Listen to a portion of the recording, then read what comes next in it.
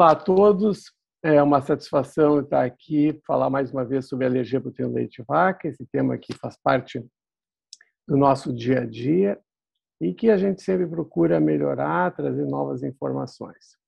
Agradeço a Nestlé o convite para participar dessa atividade e vamos lá.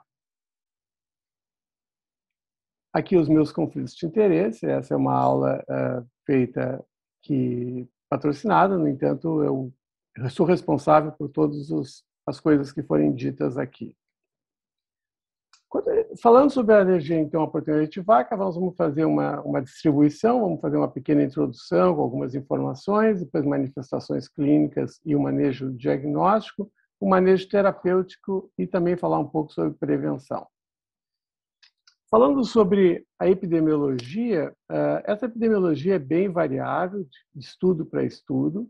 Aqui, por exemplo, a gente vê nesse quadro em preto aquelas que são diagnóstico feito por teste de provocação, as em cinza, estudos que avaliaram só sintomas de sensibilização, os em amarelo, aqueles que estão vinculados com pais. E aí vocês vejam uma variabilidade que vai de quase 10% até 1%. Esses estudos são, em geral, muito mais vinculados com a alergia mediada por IgE, e nas alergias não mediadas por IgE também existe uma grande variabilidade, que varia em torno de 4%, 7%, dependendo do grupo populacional que foi estudado. É sempre bom lembrar que a alergia à proteína do leite de vaca é resultado de alguns processos que possam diminuir a capacidade de tolerância da criança. Essa tolerância pode ser aumentada por questões vinculadas com a mãe, pode ser vinculada com o leite materno, né? ao convívio da mãe, a mãe ser ou não ser alérgica, o meio ambiente em que eles vivem, a própria genética da família, né? Questões vinculadas com o microbioma é extremamente importante nesse processo de desenvolvimento de tolerância. O leite materno, sem dúvida nenhuma, com todos os seus componentes imunológicos, ele favorece imensamente para o desenvolvimento de tolerância. Mas existem outros fatores que vão provocar essa criança em algum momento, e essas provocações acabam, de alguma forma, sensibilizando e fazendo com que essa criança possa vir a desenvolver alergia alimentar. Nesse estudo, é um estudo que fala muito a ver com prevenção, e vejam vocês, eu trago esse estudo porque ele traz um ensinamento muito interessante. Esse estudo eles fizeram 2 grupos de pacientes, tá? Uma que recebeu no primeiro dia de vida leite materno exclusivo, nos primeiros dias, tá? E se eventualmente precisou de alguma fórmula, usou uma fórmula de aminoácidos. E o outro grupo, ele recebeu proteína do leite de vaca a partir do 3º dia de vida. E vejam vocês que, do ponto de vista aqui, a alergia mediada por IgE, vejam vocês que o grupo que recebeu a partir do 3º dia de vida desenvolveu muito mais significativamente a presença de IgE nessas crianças. Tanto quando foi analisado IgE aos 5 meses, quanto aos 2 anos de idade. Então, o simples fato de ter recebido proteína do leite de vaca nos primeiros 3 dias de vida já influenciou essas crianças a desenvolver esse tipo de reação. E quando a gente faz uma análise pós-hoc, pode perceber claramente que no grupo, nesses 2 grupos do centro, um deles, o contato foi a partir de 15 dias de vida, e o outro foi contato a partir do 2º dia de vida. Isso também já fez diferença, tá, em relação à presença da proteína do leite de vaca. Nas análises feitas, mostrou que a anafilaxia, a alergia do tipo anafilaxia, foi no grupo que recebeu, nos primeiros 3 dias de vida, leite materno ou fórmula de aminoácidos. Apenas um paciente desenvolveu anafilaxia, ao passo que do grupo que recebeu leite de vaca nos primeiros 3 dias de vida, 13 desenvolveram o quadro de anafilaxia. Isso faz com que os autores concluam que a alergia à proteína do leite de vaca e a anafilaxia é primariamente evitável, não utilizando leite de vaca pelo menos os 3 primeiros dias de vida. Obviamente que isso é um ensinamento que nós temos que levar dentro do nosso dos nossos pensamentos em relação ao início da alimentação, e quanto mais nós prorrogarmos a introdução de qualquer fórmula alimentar com proteína do leite de vaca, maior vão ser as chances, então, de nós evitarmos problemas de alergia alimentar.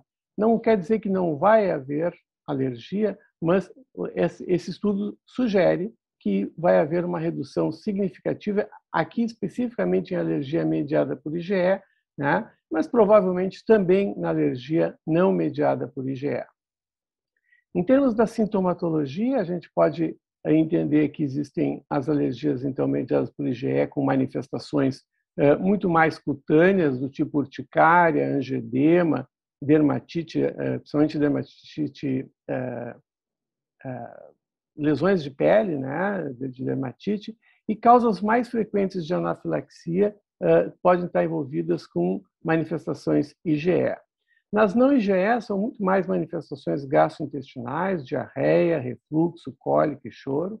E aquela que é a manifestação mais grave, talvez, em relação às alergias não mediadas por IgE, que é o FPAS, a síndrome da enterocolite induzida por proteína alimentar.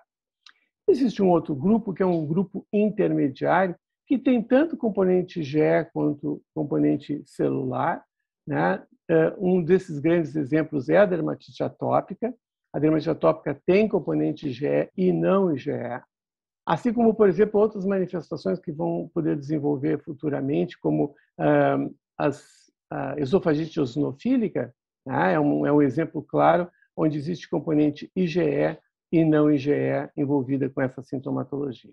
Isso pode fazer todo o diferencial, porque isso vai influenciar no tempo de tolerância das crianças, de poder voltar a poder ingerir a proteína do leite de vaca, né? E até em termos da gravidade, já que as IgE estão muito mais de risco para poder desenvolver anafilaxia, que é uma das formas graves de alergia que os pacientes podem desenvolver. O fato é que, em todas essas situações, nós vamos ter que usar substitutos alimentares, né? E particularmente quando a gente se refere ao primeiro ano de vida, uso de fórmulas que possam oferecer para essa criança todos os nutrientes que ela precisa para um crescimento e um desenvolvimento adequados.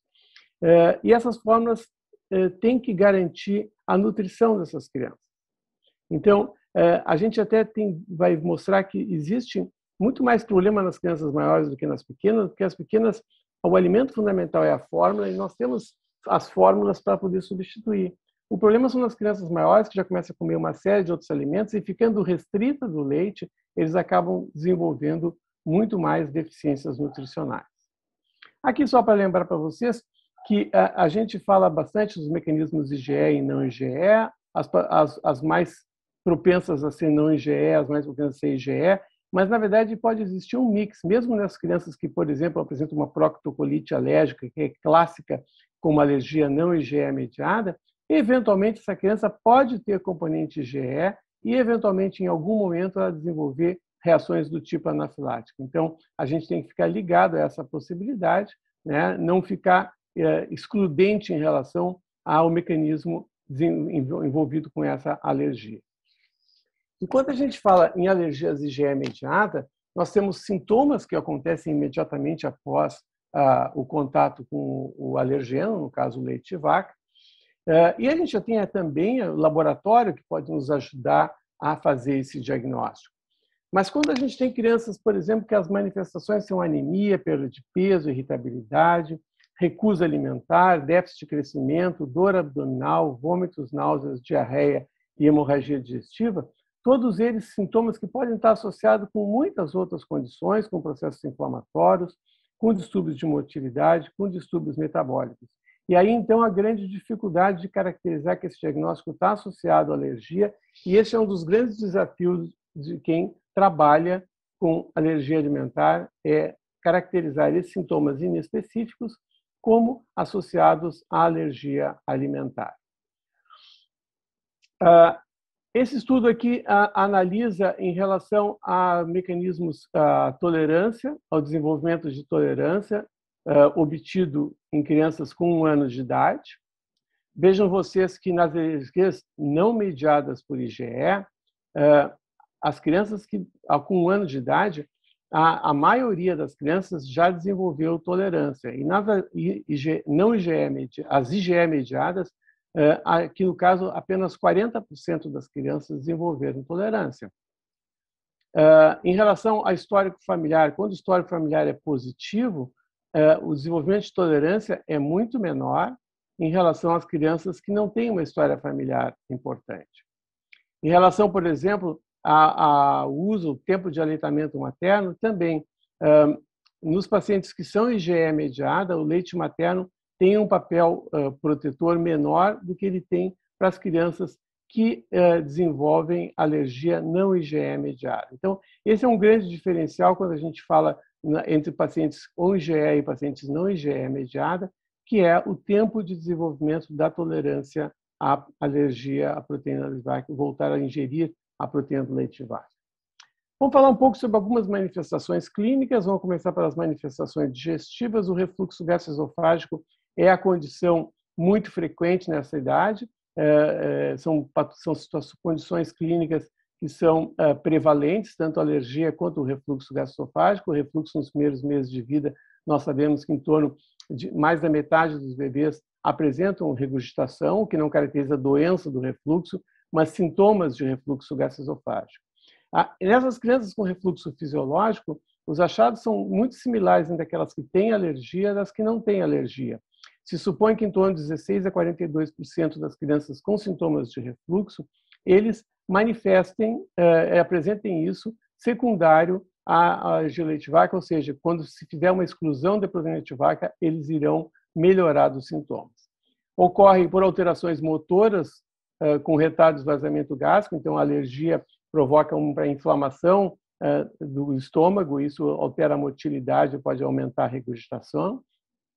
As manifestações clínicas são todas aquelas que vocês conhecem perfeitamente, associados com esses achados.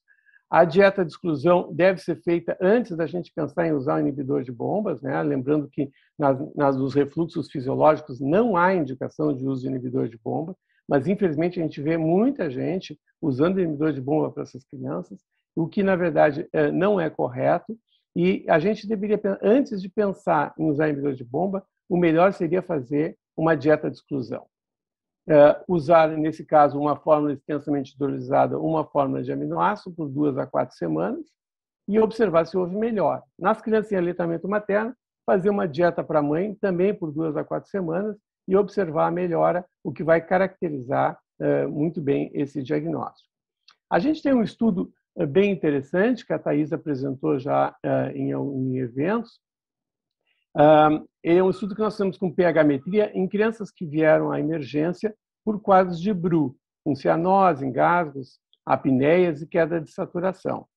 Então, nós fizemos pH-metria nessas crianças e nós identificamos 4 grupos diferentes de achados nas pH-metrias. O primeiro grupo eram crianças que tinham um exame normal, que não tinha refluxo gastroesofágico. O segundo grupo eram crianças que tinham doença do refluxo, com índices de refluxo bem alterados. E um terceiro grupo eram crianças que os índices de refluxo eram normais, mas ele tinha um padrão chamado padrão fásico. Se vocês perceberem, nesse traçado não tem uma linha de base, tem um zigue-zague. O refluxo, quando a criança é alimentada, o pH do esôfago sobe em torno de 6 e vai caindo progressivamente no período pós-prandial, vai chegar a níveis abaixo de 4, mas vai subir novamente quando a criança for realimentada. Esse padrão de zigue-zague é chamado padrão fásico e tem sido associado por alguns autores com alergia à proteína do leite de vaca. E há um quarto grupo, que são as crianças que têm o padrão fásico e também, como os índices, como o pH do esôfago cai bem abaixo de 4, ele acaba tendo índices de refluxo alterados. Se a gente analisar os 4 grupos nesse nosso estudo, nós foram 275 crianças que fizeram pH-metria dentro dessas condições clínicas. 57% dos exames foram normais, 18% das crianças apresentavam apenas refluxo gastroesofágico, então elas foram tratadas como doença do refluxo, 7% delas tinham um padrão fásico e 18% apresentaram o padrão fásico com índices de refluxo alterados. As crianças dos dois últimos grupos com padrão fásico, o tratamento foi sem medicação, apenas usando dieta de exclusão com proteína do leite de vaca, com melhora dos padrões clínicos na sintomatologia das crianças, ou seja, o quadro clínico melhorou, respondendo então, confirmando que essas crianças tinham, na verdade, alergia à proteína do leite de vaca. A literatura tem questionado um pouco os achados do padrão fásico, mas eu gosto de chamar a atenção, porque a literatura pega crianças de várias faixas etárias, e esse padrão fásico ele é exclusivamente presente nas crianças abaixo de 3 meses de idade. Isso a gente tem na nossa casuística toda de pH-metria, várias revisões que nós fizemos, nós não temos nenhum padrão fásico em criança acima dos 3 meses de idade, o que caracteriza, então, esse achado como um achado de alergia à proteína de vaca nos primeiros meses de vida.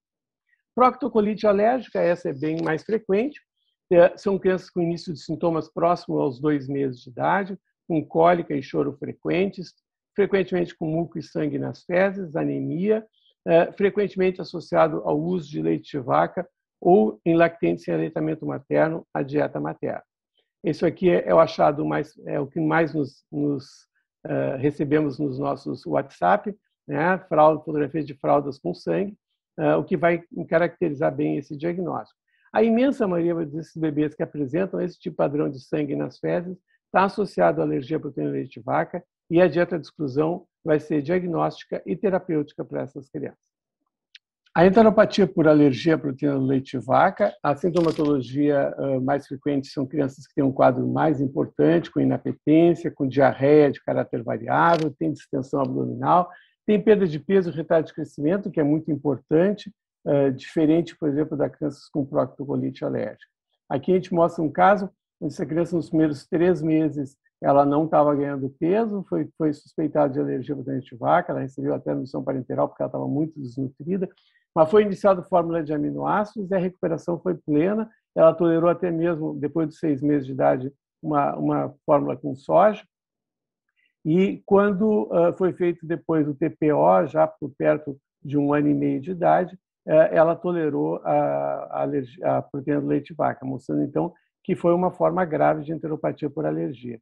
Se a gente olhar aqui as imagens dessa criança quando do diagnóstico, tinha uma atrofia velocitária extremamente importante e aos 8 meses uma nova endoscopia mostrou a recuperação plena das vilosidades. Ainda pode estar associado à alergia a distúrbios funcionais, como, por exemplo, cólicas, constipações. O importante é que a gente considere sempre essa possibilidade de APLV nesses sintomas de crianças nos primeiros meses de vida e realizar a dieta de exclusão para definir o diagnóstico.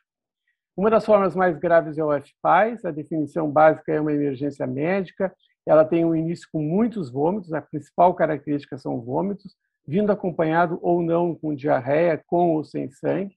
Essa criança tem muita instabilidade hemodinâmica, faz hipotensão, pode até levar ao choque. Tem a forma aguda, onde as manifestações acontecem imediatamente após o contato com a proteína do leite de vaca, ou pelo menos nas primeiras 24 horas do contato. Ela vomita muito, tem diarreia, tem alterações hematológicas como trombocitose, pode ter desenvolvimento de letargia, hipotermia, choque, e essas crianças, então, são a forma aguda. E a forma crônica são crianças que têm vômitos e diarreia intermitentes pela presença da proteína de vaca, que também é importante, o exame de sangue apresenta eosinofilia, e os pacientes apresentam perda de peso, failure to thrive, e sintomas leves associados. Esses pacientes, então, apresentam um quadro importante, normalmente não IgE mediado. Que o leite de vaca é o principal agente causador, mas pode ser associado com soja, com trigo, com aveia e até mesmo com arroz, em alguns lugares do mundo tem sido descrito com arroz. Passando para as manifestações cutâneas, a dermatite atópica é uma das mais importantes, ela tem componente IgE e não IgE mediado, compromete 10 a 15% das crianças pequenas, a característica principal é pele seca, com as áreas hiperêmicas e descamativas, e apenas 30% delas nós vamos conseguir identificar um alergeno alimentar que está associado. A maior parte das crianças não se identifica e ela não melhora com dieta de exclusão. Já a urticária e a anafilaxia, a forma mais grave cutânea, elas sim são associadas com alterações IgE mediada. Vai ser chamada como anafilaxia quando tiver mais de um sistema comprometido, então pele, gastrointestinal, respiratório e ou circulatório.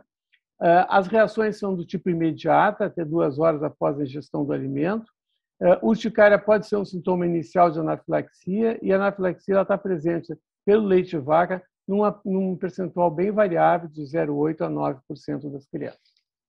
Vamos tentar estabelecer, então, como fazer esse diagnóstico. O diagnóstico ele é baseado na suspeita clínica, então, todas essas crianças com essas manifestações, a gente tem que pensar em alergia ao leite de vaca, e aí nós vamos propor uma dieta de exclusão, que pode ser com uma fórmula extensamente hidrolisada ou uma fórmula de aminoácidos. Segundo a literatura, 90% das crianças que têm alergia à proteína de leite de vaca vão responder à fórmula extensamente hidrolisada. Tá? Mas se elas não responderem, a gente ainda pode pensar, se a gente tiver forte suspeita de que seja alergia, fazer ainda uma complementação com a dieta de exclusão com fórmula de aminoácidos. E aí sim, se o paciente persistir com sintomas por 2 a 4 semanas, então a gente pode dizer que está descartado o diagnóstico de APLV. Em toda a literatura, todos os guidelines recomendam a mesma coisa, que a fórmula extensamente hidrolisada é a primeira escolha para a dieta de exclusão. No entanto, os estudos que mostram a alergia ainda associada com a fórmula extensamente hidrolisada, em geral, com manifestações gastrointestinais. A Academia Americana de Pediatria ela considera uma fórmula como hipoalergênica aquela que em bebês com a PLV documentada, pelo menos 90% deles têm que tolerar, dessas fórmulas, têm que ser toleradas por mais de 90% das crianças. Ou seja, se 90% das crianças melhorarem com a dieta, com a fórmula extensamente hidrolisada, essa criança, então, essa fórmula vai ser considerada hipoalergênica e pode ser usada para o diagnóstico, que é o caso específico das fórmulas extensamente hidrolisadas. No entanto, nessa publicação recente do grupo da professora Anna Novak, ela mostrou uma resposta com as fórmulas extensamente hidrolizadas na ordem de 98,4%. Essa resposta é excelente, e aqui, no caso, é um estudo onde ela comparou crianças com uma fórmula extensamente hidrolisada e uma fórmula extensamente hidrolisada com oligosacarídeos do leite humano, né, que nós ainda não temos no Brasil, mas que mostrou que, tanto numa quanto na outra, a resposta foi de 98,4% a essa fórmula, a resposta positiva de resolução dos sintomas com a dieta de exclusão. E quando a gente considera a alergenicidade das fórmulas, essa alergenicidade depende do tamanho dessas moléculas. Então, uma molécula intacta, nós vamos ter muitos epitopos alergênicos, onde vai ter maior chance dessa criança desenvolver alergia, que são as fórmulas com a proteína inteira. A hidrólise parcial das fórmulas ainda mantém essas fórmulas com muitos aminoácidos, e isso caracteriza a presença de epitopos alergênicos, o que não faz dessa fórmula realmente uma fórmula hipoalergênica. As fórmulas hipoalergênicas são aquelas que têm pequenos peptídeos e aminoácidos na sua composição, ou aminoácidos puros, ou com pequenos peptídeos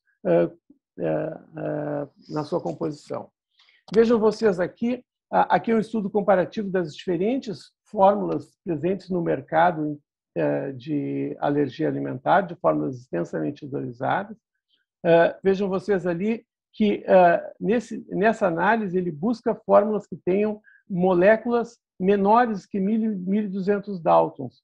1.200 Daltons são moléculas bem pequenas, com grande potencial hipoalergênico, né? E aí mostrou que Altera e Alpha-Ré são as que têm menor tamanho de molécula, que têm o menor percentual de partículas maiores do que 1.200 Daltons. Então, esse gráfico aqui, ele divide em 3 grupos, um grupo 1 com fórmulas que tenham menos do que 5% delas com proteínas maiores de 1.200 Daltons, o grupo 2 com 5 a 15% de proteínas maiores do que 1.200 Daltons, e o grupo 3 com mais de 15% das proteínas maiores de 1.200 Daltons. Então, isso é importante, porque quanto menor for o tamanho das moléculas, menor é a alergenicidade dessas formulações. As fórmulas parcialmente hidrolizadas, como eu já disse, elas não têm esse perfil.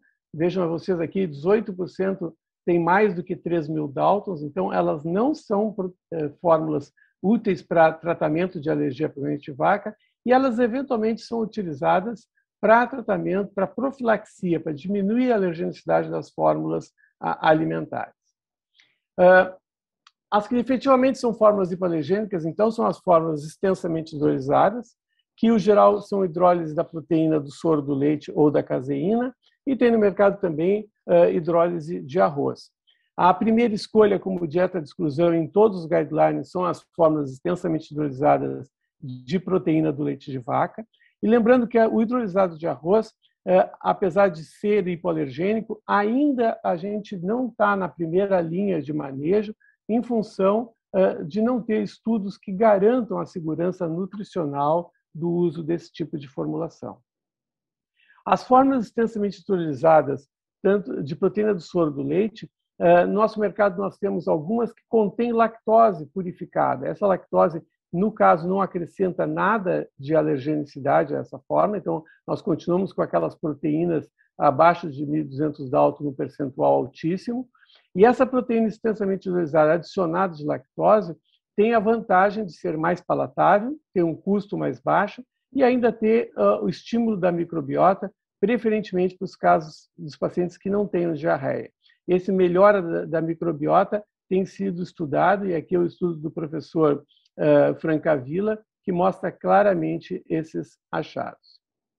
E depois nós temos as formas de aminoácidos, essas sim absolutamente hipoalergênicas, são apenas aminoácidos sintéticos, elas não são resultados de nenhuma hidrólise de outra proteína, são aminoácidos sintéticos selecionados dentro do padrão de aminoácidos que são necessários para um bebê. Elas são indicadas para alergias com fórmula extensamente hidrolisada, indicado para as fórmulas mais graves, em crianças com alergia a múltiplos alimentos, e crianças em aleitamento materno, se elas precisam de algum complemento, também é recomendável que se use fórmula de aminoácidos.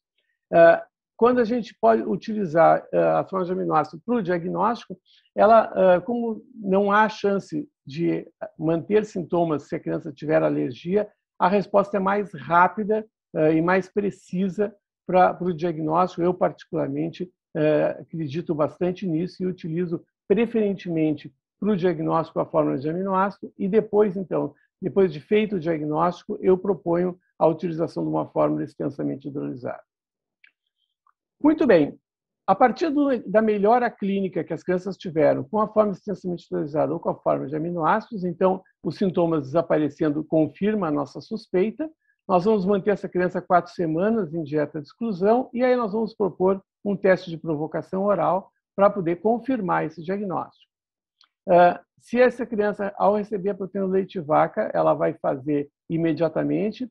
Em geral, o paciente é feito em ambiente hospitalar, mas não necessariamente, aí vai ser uma coisa de avaliação clínica de quem vai propor o teste. E aí depois ela vai ao domicílio para fazer uma revisão médica em 7 em 30 dias. Se permanece sem reação, é considerado teste negativo e o paciente não confirma o diagnóstico de alergia à proteína do leite de vaca.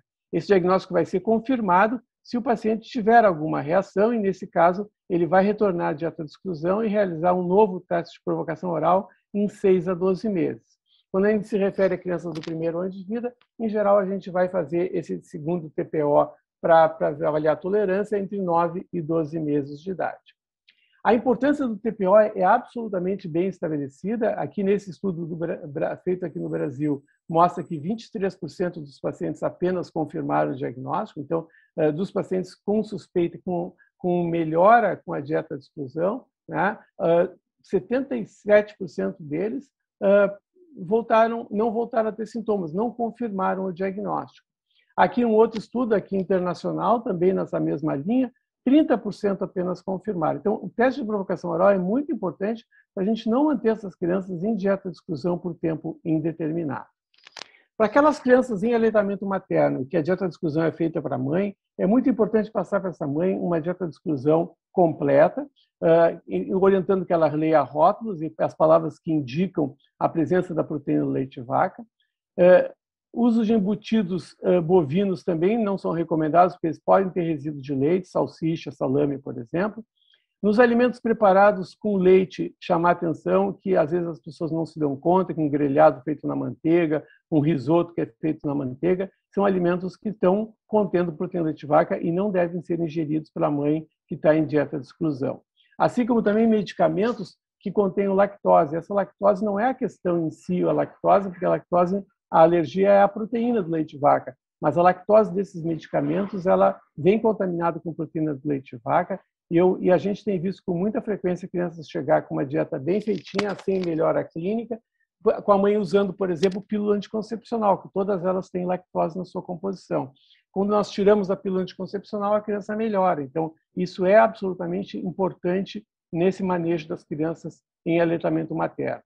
E quando usar, por exemplo, é possível usar presunto, mas tem que cuidar que ele não pode ser fatiado no supermercado, na padaria, onde elas estão fatiando também o queijo. Também aí nós vamos ter uma importante reação cruzada. É muito importante que a gente também oriente essas mães a fazer suplementação de cálcio e vitamina D, já que a exclusão do leite vai diminuir significativamente a ingesta de cálcio em particular. Enquanto a gente fala nessas crianças de excluir a proteína do leite de vaca, está bem estudado que a presença de beta-lactoglobulina, que é a proteína que normalmente não existe no leite humano e que aparece no leite dessas mães que estão ingerindo leite de vaca, isso aparece no percentual muito alto, 95% das mães apresenta a presença de beta-lactoglobulina no seu leite quando elas estão ingerindo leite de vaca. Obviamente que nem todas as mães apresentam problema e não há necessidade de todas as mães fazerem dieta de exclusão, como também não está indicado de forma alguma fazer uma exclusão preventiva durante a gestação ou até durante a amamentação. Quer dizer, só está indicado fazer quando as crianças apresentam sintomas. Nenhum estudo até agora mostrou benefícios de fazer uma exclusão profilática na prevenção dessas crianças. E é interessante a gente chamar a atenção que a quantidade de proteína de leite de vaca que passa, de beta-lactoglobulina que passa no leite dessas mães, é mais ou menos similar ao resíduo de beta-lactoglobulina que existe nas fórmulas extensamente hidrolisadas. Então, por isso a gente recomenda que quando a gente estiver diante de uma criança apresentando sintomas de alergia à proteína de leite de vaca através do leite materno, se ela precisar de suplementação, essa suplementação deve ser feita com fórmula de aminoácidos, porque a gente está excluindo tudo na alimentação da mãe para não ter nenhum resíduo de leite, e aí nós vamos dar uma fórmula que tem presença de resíduos de proteína, de beta-lactoglobulina na sua composição. O desencadeamento nas crianças que estão em aleitamento materno, ele não necessita ser feito a nível hospitalar, simplesmente a gente pede que a mãe vá introduzindo os alimentos. Em geral, eu peço que nos primeiros 3 dias ela ingira só um alimento com derivado de leite de vaca, e se a criança não tiver sintoma, a partir do 4º dia, ela já volta à alimentação completa. Então, isso é muito importante fazer, até porque eu vejo frequentemente mães ficando períodos muito longos, né, com dieta de exclusão, e isso nem sempre é necessário. A maior parte dessas crianças ainda apresentam alergia, mas elas já toleram que a mãe ingira leite de vaca, isso por volta dos 5, 6 meses de idade. Então, é importante fazer esses TPOs no leite materno, com o leite materno, para evitar a restrição desnecessária na dieta das mães. Aqui, alguns pontos importantes na escolha da dieta de substituição para a alimentação. A primeira escolha, então, fica com as fórmulas extensamente hidrolisadas de proteína do soro ou da caseína. As fórmulas de aminoácidos também estão nessa primeira linha de escolha na fórmula. O importante é que essas são dietas nutricionalmente completas, que têm uma osmolaridade baixa, abaixo de 400 miliosmols por quilo, que é o que os bebês toleram bem, com quantidades adequadas de proteínas e que contém ainda todos os suplementos importantes já identificados por todos os estudos clínicos para atender perfeitamente a dieta e o crescimento de uma criança em formação. As formas hidrolisadas de arroz, elas são uma segunda opção, porque ainda não tem estudos que garantam absolutamente a segurança nutricional dessas formas. O soja, ele não pode ser usado abaixo de 6 meses. Eles são recomendados por maior parte dos alergistas acima de 6 meses nas alergias mediadas por IgE, sempre com os questionamentos quanto à presença das isoflavonas e dos fitoesteroides. Leite de outros mamíferos não são recomendáveis, porque eles contêm beta-lactoglobulina, ele contém proteínas alergênicas e não estão indicados para substituição da proteína do leite de vaca. Então, o tratamento é com fórmula extensamente dosada e com fórmula de aminoácidos. Lembrar que na composição das fórmulas é importante que se olhe todos os aspectos. Essa fórmula tem que ter uma nutrição adequada e uma tolerância adequada, né? As fórmulas que contêm, por exemplo, o ácido palmítico na posição 1 e 3 estão mais associadas com problemas de dificuldade na absorção de gorduras, perda de gordura e perda de palmitato. Estão dando preferência para aquelas fórmulas que contenham o ácido palmítico na posição 2. E nessa posição 2, então, ele favorece que a absorção dessa gordura e reduz vamos dizer, a excreção de cálcio nas fezes, assim como de gorduras nas fezes, então, melhorando a absorção e melhorando a consistência das fezes. As crianças tendem a ser mais constipadas quando elas recebem na posição 1 e 3, e na posição 2 a tendência de fezes mais pastosas. Tá? Aqui mostra todo esse caminho, né, da presença da posição. Na posição 2, então, ele diminui a perda de cálcio, melhora, consequentemente, a composição óssea das crianças. Há estudos indicando que eles têm menos constipação e menor choro, né? E há uma redução, modificação da microbiota com as formas em posição 2, com aumento de bifidobactérias fecais e, consequentemente, aumentando a presença de ácidos graxos de cadeia curta nas fezes, o que vai, consequentemente, resultar na diminuição do processo inflamatório. Esse aqui é um guideline inglês que estabelece para pediatras em geral as recomendações de como manejar. Então, nas formas leves a moderadas, não IgE mediadas, a indicação da forma extensamente hidrolisada. Nos pacientes que apresentam a forma grave, não IgE mediada, ou naqueles que têm forma IgE com o risco de anafilaxia, a recomendação da utilização da fórmula de aminoácidos. E nas formas leves a moderadas IgE mediadas, a recomendação de usar a fórmula extensamente hidrolisadas para substituição.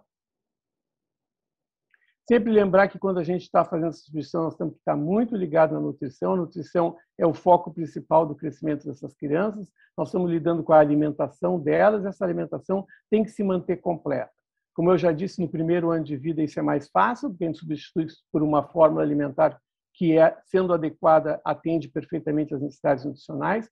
Mas quando a gente lida com crianças depois de 1 ano de idade, isso começa a ser problemático. Esse aqui é um estudo clássico da Lília Medeiros, de São Paulo, onde ela comparou um grupo de crianças com dieta de exclusão com crianças recebendo dieta sem exclusão, mostrou que havia diferenças em termos de crescimento, o grupo sem leite vaca com menor a estatura, idade, e peso-altura, e também mostrou que na composição dessas formulações, as crianças sem leite vaca recebiam menos energia, menos proteínas, menos lipídios e menos cálcio. Aqui é um estudo que nós realizamos, mostrando que as crianças em dieta de exclusão, elas têm alterado o seu perfil de peso e altura. Então, também a gente tem que estar, mais um estudo mostrando esses achados. Esse aqui é um estudo bem recente, mostrando também essas mesmas características. Ele utilizou crianças em torno de 4 anos, era a média de idade, então eram crianças maiores. Eles observaram que nesse grupo de crianças, eles tinham alergia IgE mediada na sua maioria, as crianças, na verdade, com alergia IgE mediada. E na substituição, a maior parte desse grupo de crianças, ele recebia fórmulas de soja, leite de soja, né? E a maior parte deles, e outros recebiam sucos naturais ou industrializados, mas poucos recebiam fórmula extensamente dosada e fórmula de aminoácidos. E a observação e o suplemento de vitamina também muito poucos recebiam. O que eles observaram, então, comparando com o grupo controle, na mesma faixa etária, observaram que o índice de massa corporal era significativamente menor, assim como o índice de massa corporal não foi menor, mas a altura foi mais baixa no grupo que recebia a dieta de exclusão, e observaram também, em termos de ingestão lipídica, ser bem menor. Efetivamente, o que eles estão mostrando, assim como nos estudos anteriores, é que para as crianças maiores a gente tem que estar muito mais ligado, porque é mais difícil tu manter a criança com uma dieta nutricionalmente completa quando se exclui a proteína do leite de vaca. Esse aqui é do mesmo estudo, mostrando também em relação à vitamina D, que também foi bem inferior nas crianças que não recebiam fórmulas. Concluindo, então, esse nosso raciocínio do ponto de vista nutricional, é bom a gente lembrar, então, que nós vamos ter as crianças com alergia IgE ou não IgE, nós vamos ter que ficar atento ao tipo de alimentação, de dieta excluída e o número de alimentos eliminados. Eles, então, vão caracterizar essa dieta de eliminação, que pode retardar na introdução e variedade reduzida e pode levar a reposições alimentares inapropriadas e inexistências, com variedade de alimentação bem reduzida. Isso vai, consequentemente, influenciar em déficit de crescimento. Esse déficit de crescimento, ele frequentemente acaba também vindo associado com dificuldades alimentares e com deficiência de micronutrientes, em particularmente o cálcio. Quando a gente olha do ponto de vista dessas alimentações, a modificação da textura dos alimentos faz com que a gente tenha crianças com uma percepção sensorial comprometida, com redução da escolha de alimentos, um aumento de requerimentos para micronutrientes específicos e, além disso tudo, a associação com o processo inflamatório vinculado com alergia, com comorbidades atópicas e com permeabilidade intestinal, vão acabar influenciando negativamente desse ponto de vista em relação ao déficit de crescimento. Então, as mensagens que a gente quer deixar nessa nossa apresentação é que a gente deve buscar um diagnóstico preciso, isso é fundamental, ficar atento ao crescimento e desenvolvimento das crianças com alergia, utilizando fórmulas nutricionalmente completas para a substituição da proteína do leite de vaca. Era isso que eu tinha para apresentar, agradeço muito a atenção de vocês e, se houver oportunidade, a gente pode responder as perguntas que vierem. Muito obrigado pela atenção de todos.